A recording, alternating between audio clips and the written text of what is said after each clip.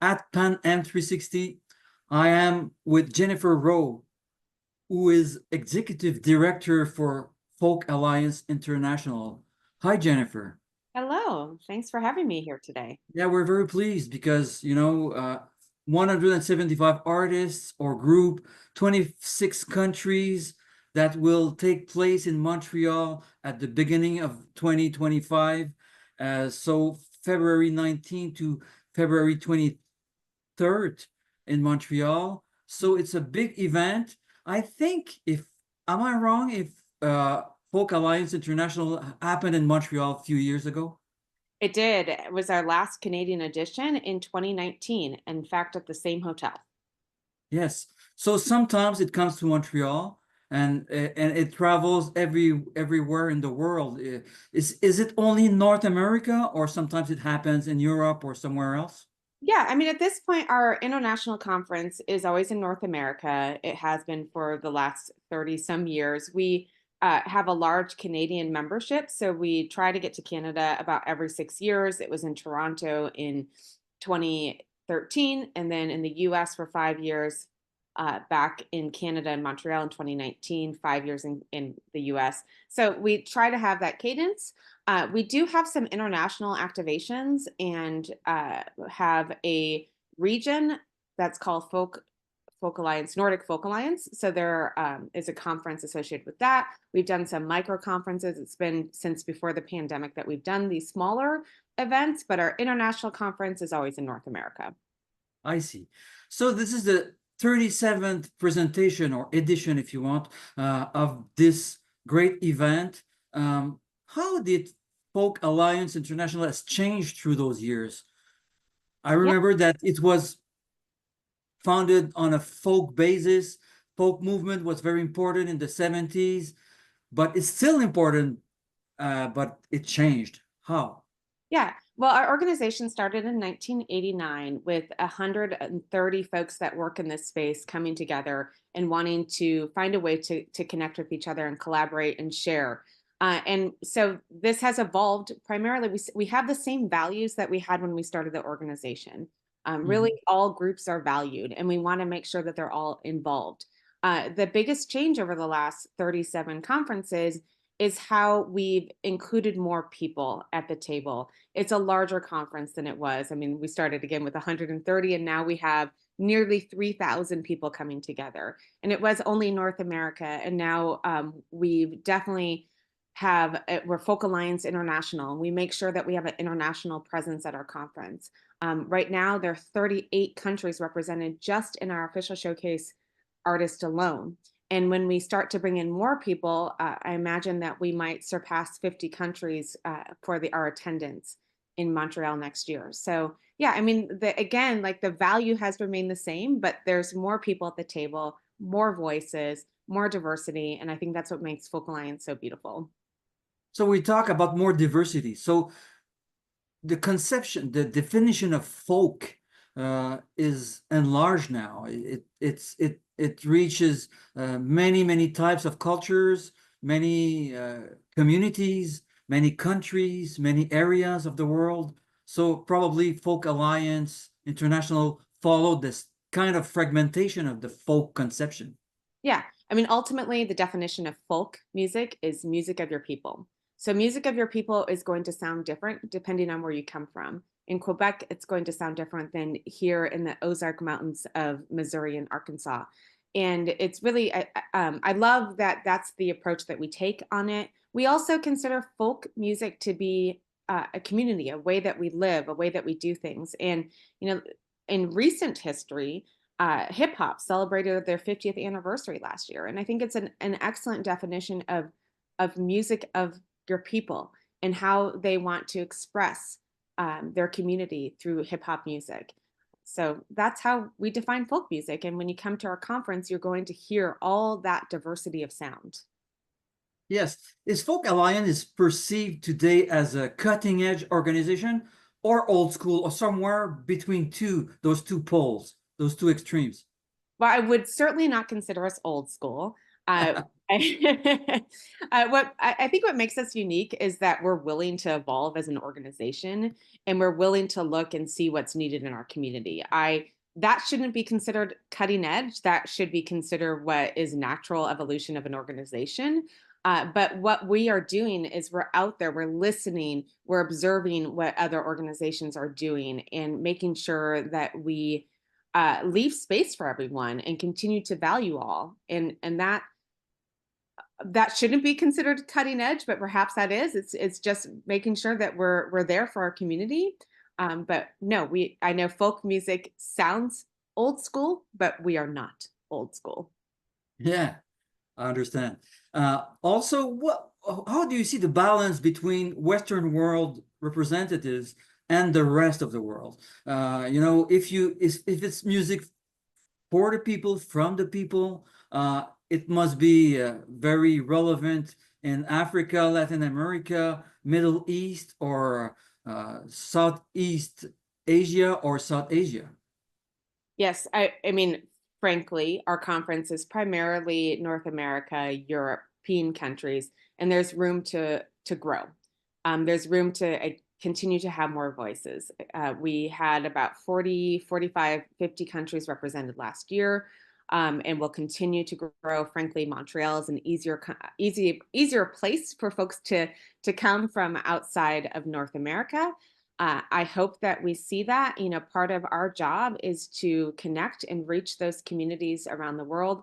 We do that by attending different events, by having ambassadors on our board attend those events. So there's room to grow in that, and find space, and understanding, ultimately we need to find space, and it makes sense for those communities to come to our conference, and make sure that we have the presenters in the room, the folks that are going to book those bands at their festivals, on their concert series, so that it is a good investment for those different artists and communities.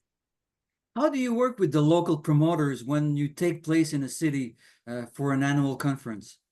Well, ultimately, it is not a public event. It is a private conference for those who have registered for this. Occasionally, we'll have some public tickets depending on the number and our capacity. So it really is about those people being part of the ecosystem. So they may be coming to the conference to figure out music that they would like to see in their communities in the future. So it's really about bringing the right people to our conference, ensuring that we have the artists attending, and having the whole ecosystem attend the conference, from the people putting artists on stage to the industry that are supporting the artist. Yes, I see. When we look about big cities in Western world, it's always a sort of microcosm of the immigration that took place in those cities. So are you trying to represent this also? Because, we can have some African music, North African music, Latin American music, Caribbean music in Montreal. You can see that in New York or Washington or Paris. So how do you deal with that? I mean, well, we have an application process for our official showcases. And that part of the process is having our jurors look at the diversity of sound that comes through. So we're going to have that. It may be a band that resides in New York City that has family history from Africa.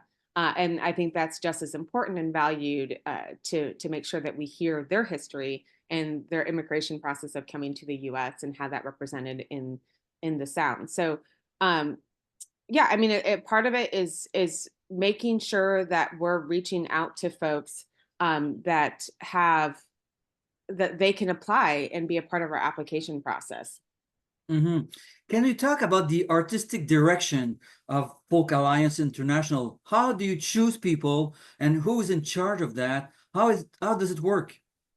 Well, our application, it starts with the application process for the official showcases. So this past year, we had over 1,000 artists apply for the 180 official showcases. Official showcases are one part of our program. We also have private showcases, but the official showcases are things that we curate. So what we do is we take the juror scores and use that as a guideline for determining who is on the stage.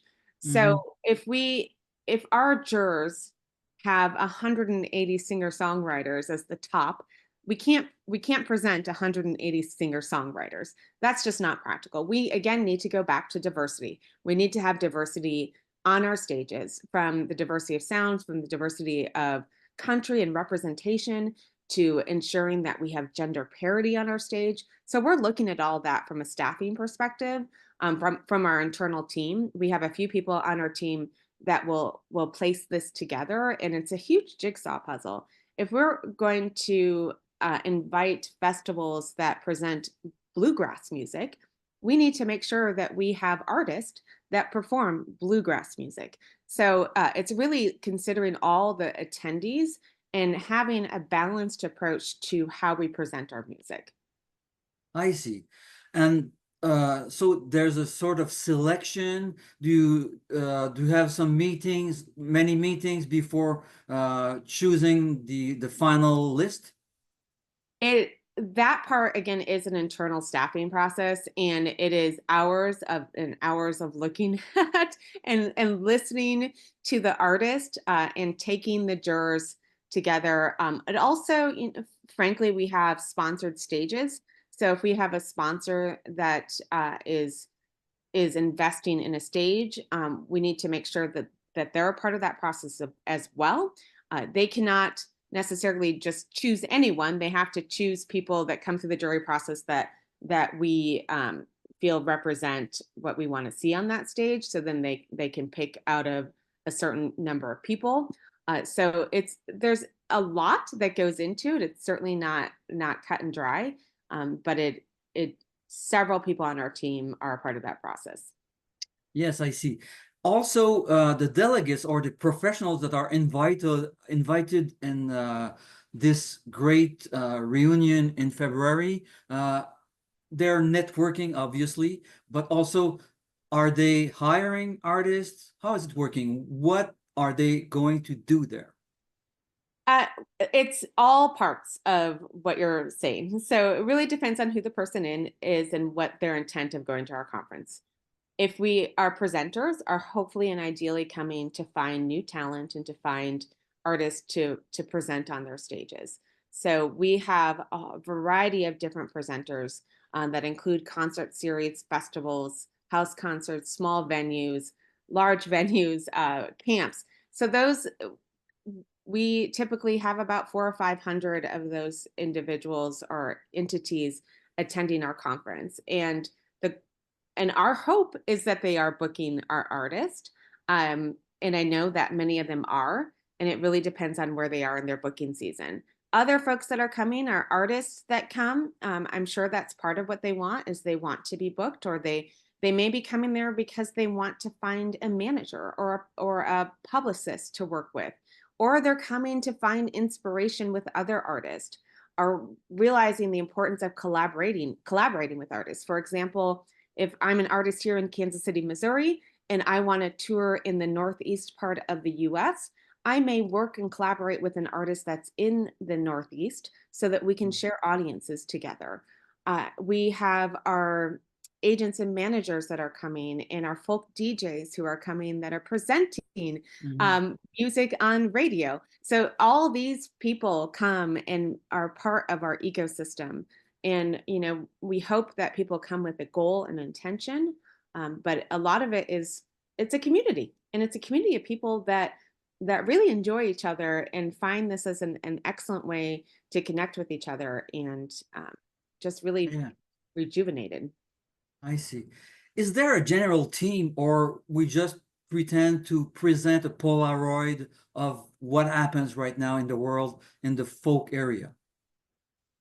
Well, I mean, the Polaroid of what's happening in the world of folk tonight. I mean, it's changing. It depends on where you are. In the U.S., we have a lot of political angst right now. Yeah. So we have our artists that are responding to that, and it depends on where folks are coming from the world. What I think is true with folk music, it's often speaking to what is happening now. And Hmm. so what's happening in different parts of the world, you'll hear that in music being presented. Yes. What do you think Folk Alliance International has reached? Well, as an organization, we have the mandate in our mission to present, preserve, and promote folk music. So our job is to make sure that folk music is relevant and stays relevant. And we do this through a variety of different ways. And ultimately, our job is to serve our membership. So we are a member-based organization. We have over 3,000 members internationally. We do that through a variety of different things, including our annual conference. But we also have regional conferences. As I mentioned, there's Nordic Folk Alliance, and then we have conferences here in the US in different regions. We connect with folks throughout the world. We definitely want people to understand what folk music is. I think there's often a branding issue around the term folk. And that's something that we need to work on and ensure that our folks that are presenting music on their stage understand that we consider that folk music. So when we're inviting them to our conference, they see that it's relevant because the music that they're going to hear is so diverse in sound. And we want our audiences to know what folk music is. So we still have work to do. And again, like we're an organization that is always evolving and always changing based on the needs of our membership. So that's part of it. We need to continue to evolve and figure out what our members need. Excellent. So it sounds very good. What do you expect for Montreal this time? Because I think you visited this city previously in at least 2019, as you told us. But I think also previously, many years ago, Folk Yep. Alliance International happened too in Montreal. 2005. I just looked it up because I Oh, couldn't yeah. remember the year. We were there in 2005. But yeah, I am looking forward to 2025. We have been working on this event for several years now, and it's awesome for our team to be able to go into the same hotel space and figure out how to use the space better than we did in 2019. We are still growing. We getting back from the pandemic, it's still a process. Our community is still hurt. Artists are still trying to find the way to make it in this world post pandemic. And we in 2019 we had 2,900 people attend our conference. I'm not sure if we'll be at 2,900. We'll be pretty darn close. I'm really excited to be in Montreal. It was a very inviting space. The last time we were there was a huge snowstorm. I think one for the records, but Montreal knows how to handle snow. And it was still an excellent event. We didn't have many people that weren't able to make it because of snow, which is pretty darn impressive. We don't fear snow here. No, you all got that figured out. I mean, it is impressive.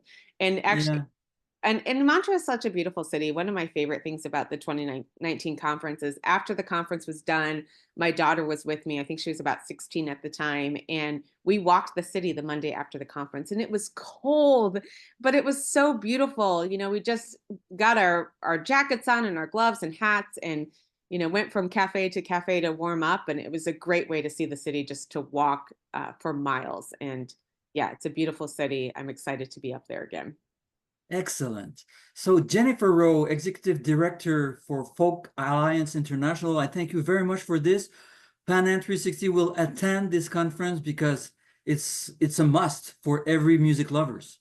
Yes, absolutely. I'm so glad that you're joining us, and I look forward to seeing you in person in February. Yes, indeed. Thank you very much. Thank you.